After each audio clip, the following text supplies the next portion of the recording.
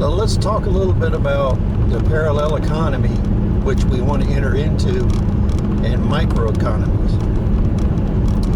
So the first thing we want to look at is microeconomies. So when we have the big overriding economy that we're engaged in and we're part of, we can have microeconomies within that where you have booms and busts. So right now we're in a massive economic depression worldwide. But for instance, in two cities, Lewisburg, Creedmoor, and Raleigh, there's a huge influx of wealthy people and people looking for work. That creates a building boom. So within that geographical area, we have a microeconomy where construction, building materials, and all the support services that go for all that housing are booming.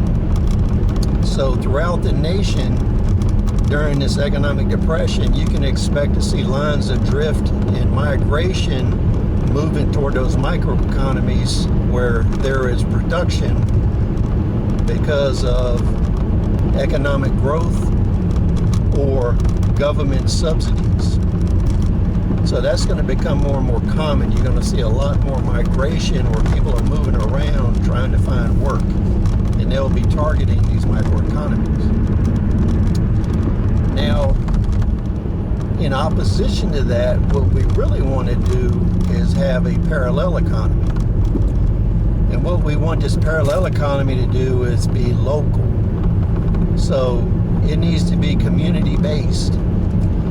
And what you would do is use local resources, local personnel, and whatever means of payment you desire to use. So these can be barter economies. They can be local production of resources. They can trade based on silver, gold, the existing currency of the land, or you can use tokens or trade credits or cryptocurrency. So what we're trying to do with a parallel economy is create a local economy that functions regardless of whether the main economy collapses or not. So these parallel economies, they need to be as detached as possible from the main economy. So in a parallel economy, you would only want to interact with the main economy when you're using the currency of that main economy to pay taxes. Any other time, what you're going to want to do is to try to transact within that and not have any money leave the community. When we look at 401ks, retirement plans, hedge funds, those are all designed and they operate with big business such as Walmart to extract all wealth out of a community. So what you see is a balance where, for instance, with Walmart, the taxes collected in the local economy and the wages paid in the local economy are extremely small compared to the amount of money and resources that are extracted from that and moved somewhere else.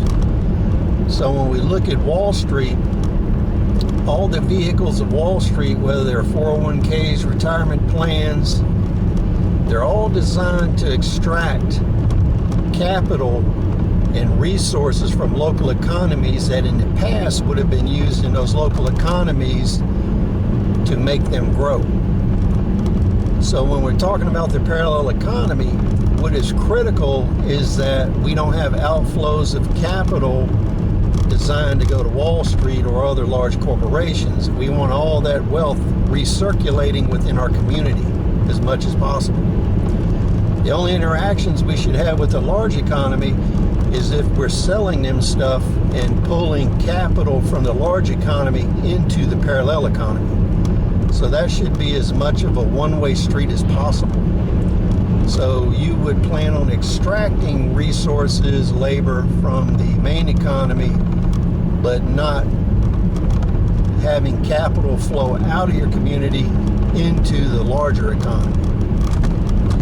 As time goes on and positive economic relationships are established between communities, then that parallel economy could grow to the point where it actually replaces the original economy. So over time, you would expect these parallel economies to join each other and have mutually beneficial economic exchanges between them. But what you don't want to do is have localized capital accumulation from one parallel economy into another. You want to prevent the situation we have now. So when you're working in parallel economies and they're starting to mesh together with other parallel economies, you want to prevent the establishment of a situation like you have on Wall Street where it's sucking everybody dry.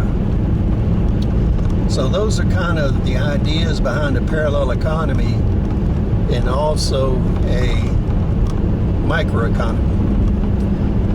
And these are just ideas that I'm kind of floating around and building on that people can use to help themselves in this economic depression. So they're open to interpretation and change, and I would imagine you would modify them based on your local needs in your area. So please share your ideas, thoughts, share this video. We'll see you on the next episode.